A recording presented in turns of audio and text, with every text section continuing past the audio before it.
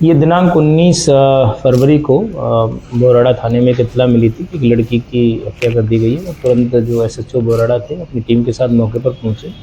घटना की गंभीरता को देखते हुए एसपी साहब खुद घटनास्थल पर रात्रि में पहुंचे थे और हम लोग भी उनके साथ में घटनास्थल पर पहुंच गए थे। इसके अलावा जो वहाँ पे डॉग स्क्वाड है, एमओबी है, एफएसएल की टीम है, सभी को मौके पर तत्काल पहुंचे थे। घटनास्थल का सभी ने बारीकी से निरीक्षण किया और उसके तुरंत बाद एफआईआर भी दर्ज की गई।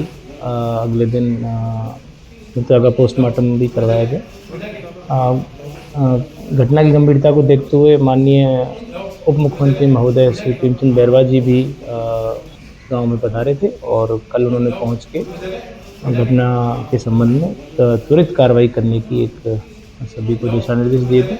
इसी संबंध में हमने लगातार एसपी साहब के आदेश पर 5 टीमें बनाई थी, जिसमें कि हमने SHO Borada, SHO Roopangarh, SHO Arai, SHO Bandarsindri, SHO Nasirabad Sadar, SHO Gegal, इसके अलावा जो हमारी डीएसटी की टीम थी और इसके अलावा हमारे जो साइबर सेल के लोग थे उनको भी हमने उसमें शामिल किया।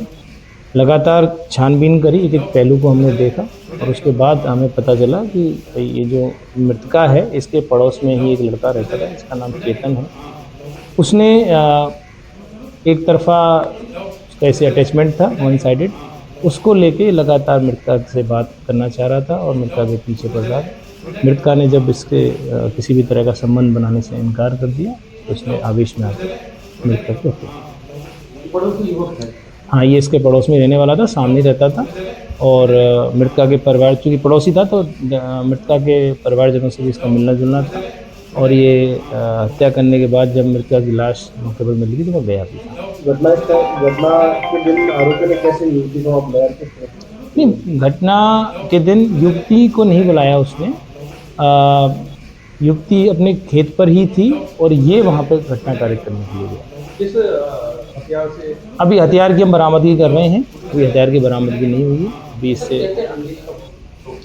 देखिए, हमारा एक आसूचना तंत्र होता है, हमने लगातार इसमें हमारी टीमें जो हैं उस गांव में थी, लगातार गांव के लोगों से आसूचना हमने एकत्रित की गई और इसमें जो हमारे बोराड़ा थाने के जो आसूचना अधिकारी थे उन्होंने हमें बताया कि भाई गांव में इस तरह की खबर है कि ये लड़का जो है वो वहाँ पे ये घटना कारित कर सकता है। तो हमने फिर उस लड़के के बारे में पूरी छानबीन की, उसके और भी जो भी उसके टेक्निकल डिटेल्स थे वो भी खंगाले। उस सब के आधार पर हमने इसको पूछताछ करी और उसमें